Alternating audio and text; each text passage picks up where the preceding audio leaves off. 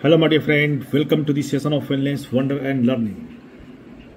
नशा मुक्ति अभियान के क्रम में शराब और नशा छोड़ने का आसान रास्ता क्या है, इसे हम समझते हैं। आज ये जानना बहुत ही जरूरी है। सबसे पहला इलाज क्या है ये जानिए। सबसे पहला इलाज है मानना। नशा सिर्फ अछूता नहीं है, यह दिमाग और शरीर की बीमारी है। बायोकेमिकल डिजीज इसे कह सकते हैं। यह बायोकेमिकल जैव रासायनिक डिजीज है। पहला स्टेप खुद से कहना है कि हाँ मुझे समस्या है, मुझे इसे छोड़ना है। जब आप मान लेते हैं तभी इलाज शुरू हो जाता है। जैसे बुखार मान लिए बिना दवा नहीं खाते। जैसे बुखार आपको लगता है, आप मान लेते हैं बुखार है तो आप दवा नहीं खाते हैं। उसी तरह से आपको मानना पड़ेगा कि शराब जो है हमारी आदत है, इसे हमें छोड़ना है। मान लीजिए आप, मानना ही सबसे पहला इलाज है शराब छोड़ने का। और फिर अचानक लेकिन बंद नहीं करना है, धीरे धीरे इसे घटाना है। अगर आप लंबे समय से रोज बहुत ज़्यादा पी रहे हैं तो एकदम से छोड़ना खतरनाक साबित हो सकता है।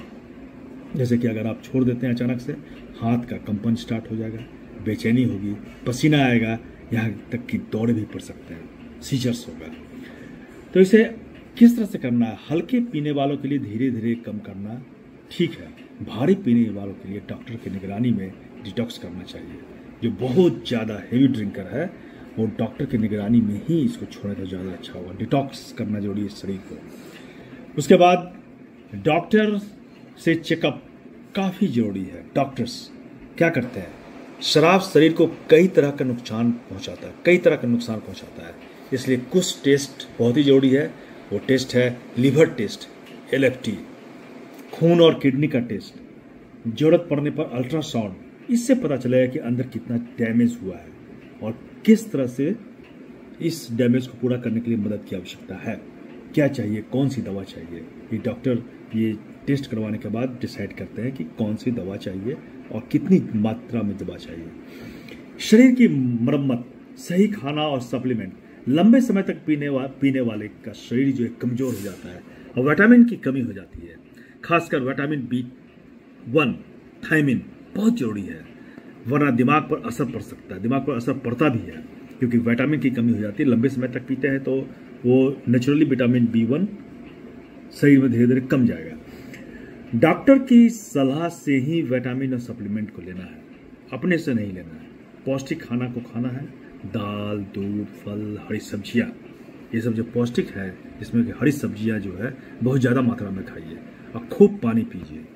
खूब पानी पीने से शरीर, ये सब जब खाएंगे तो वो शरीर की गंदगी को निकाल करके पानी पिएंगे तो वो शरीर से बाहर निकल जाएगा, डिटॉक्स होता है बॉडी।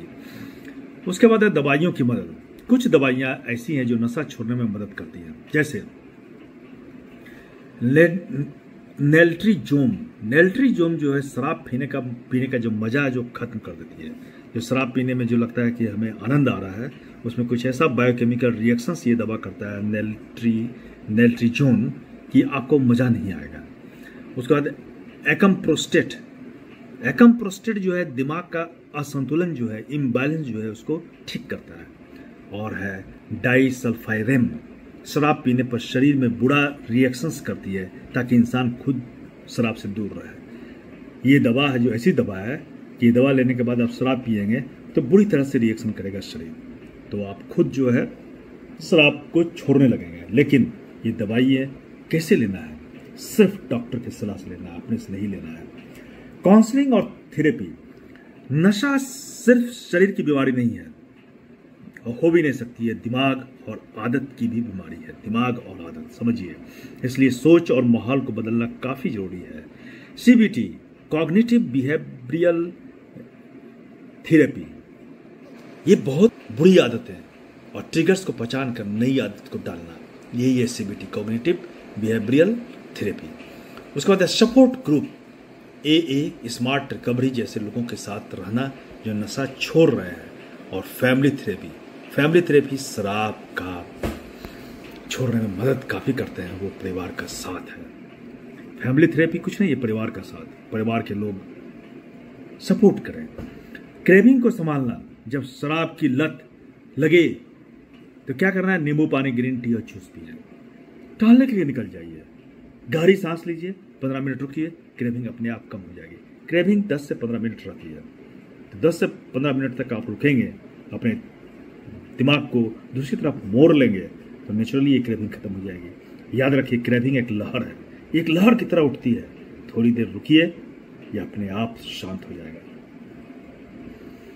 शरीर के बदलते फायदे, टाइमलाइन, 48 घंटे शरीर डिटॉक्स करने लगता है, 1 हफ्ता नींद और ऊर्जा सुधरती है, 1 महीना लिवर और ब्लड टेस्ट में सुधार दिखने लगता है, कुछ महीने वजन, त्वचा और मूड बेहतर होने लगते हैं, और 1 साल का समय में क्या होता है, अगर लीवर बहुत खराब नहीं हुआ है, लीवर डैमेज नहीं हुआ है, तो लीवर फिर से नया हो जाता है, रिकवरी करता है। लीवर एक ऐसा ऑर्गन है जो रिकवर करता है, खुद को वो बनाता है।